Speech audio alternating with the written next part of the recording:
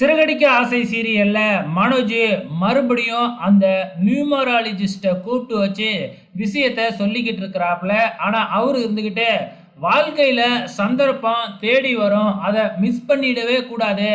ரோகிணி உன்னோட கடந்த காலம், அவளை நினைச்சுக்கிட்டு நீ வர்ற வாய்ப்பை தவற விடக்கூடாது அப்படின்னு அட்வைஸ் பண்ணிக்கிட்டு இருக்கிறாப்புல. இருந்தாலும் வீட்டிலலாம் சொல்லணும்ல, வீட்டில் ஒத்துக்குவாங்களா என்னன்னு தெரியலையே அப்படின்னு கேட்ட உடனே, உன் வாழ்க்கையில 2வது கல்யாணம் பண்ணிக்கிறதுக்கு கண்டிப்பா வாய்ப்பு இருக்கு. அதனால கண்டிப்பா உன் வீட்ல ஒத்துக்குவாங்க அப்படிங்கிற மாதிரி அந்த நியூமராலஜிஸ்ட்டும் சொல்றாப்ல. ஸோ மனோஜ் முடிவெடுத்துடுறாப்ல அந்த பொண்ண கல்யாணம் பண்ணிக்கணும் அப்படின்னு சொல்லிட்டு. இங்க வீட்டுல பார்த்தீங்கன்னா, நம்ம ரேகாவுக்கும், சத்யாவுக்கும் பாட்டி ஊர்லயே கல்யாணம் பண்ணி வச்சிரலாம்னு முடிவு பண்ணிட்டாங்க இல்லையா? அந்த விஷயத்த அண்ணாமலை கிட்ட சொல்லிக்கிட்டு இருக்கிறாப்ல.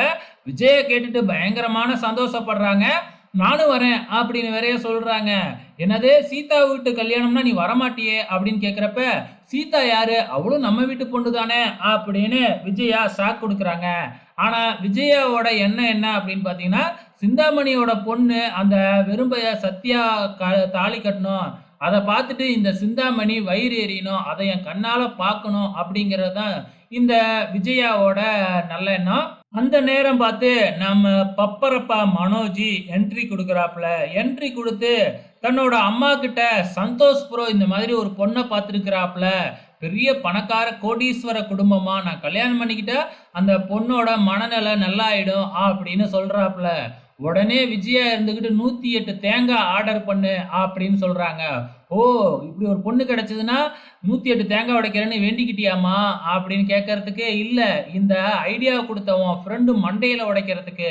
நான் எக்காலத்திலும் இந்த சம்மந்தத்துக்கு ஒத்துக்க மாட்டேன் அப்படின்னு ஒரே போடா போட்டுட்டு போயிடுறாங்க நம்ம விஜயா. ஸோ இந்த பக்கம் பார்த்தீங்கன்னா, நம்ம ரேகாவையும் சத்யாவும் பார்க்குறாங்க. நம்ம மீனாவோட அம்மாவும் தங்கச்சியும் போயிருக்காங்க இல்லையா? பேசிக்கிட்டு இருக்கும் பொழுதே அருண் அங்க வர்றாப்புல. ஏதோ ஒரு சந்தேகத்துல தான் வந்திருக்காப்லயாட்டுக்கு. ஸோ அருண் வர்றதா தெரிஞ்சுக்கிட்டாங்க நம்ம சீதா. நம்ம ரேகாவையும் சத்யாவையும் ஒரு ரூம்ல போய் ஒளிஞ்சுக்க சொல்றாங்க. இங்க பார்த்தீங்கன்னா, அருண் சீதா கிட்ட ரூடா நடந்துக்கிட்டு போயிடுறாப்புல. ஸோ அப்பதான் பாட்டிக்கே புரிய வருது, இந்த அருண் ஒரு மோசமானவன் அப்படின்னு சொல்லிட்டு. இப்படியெல்லாம் இருக்காத அப்படின்னு பாட்டி அட்வைஸ் பண்ணிக்கிட்டு இருக்கிறாங்க.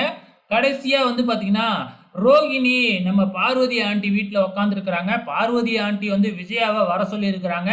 ஏன்னா ரோகிணி டைவர்ஸ் குடுக்க ஒத்துக்கிட்டாங்க இல்லையா? அத பத்தி பேசுறதுக்காக தான் வர சொல்லியிருக்காங்களாட்டுக்கு. பொறுத்திருந்து பார்க்கலாம் நாளைக்கு என்ன நடக்க போகுதுன்னு.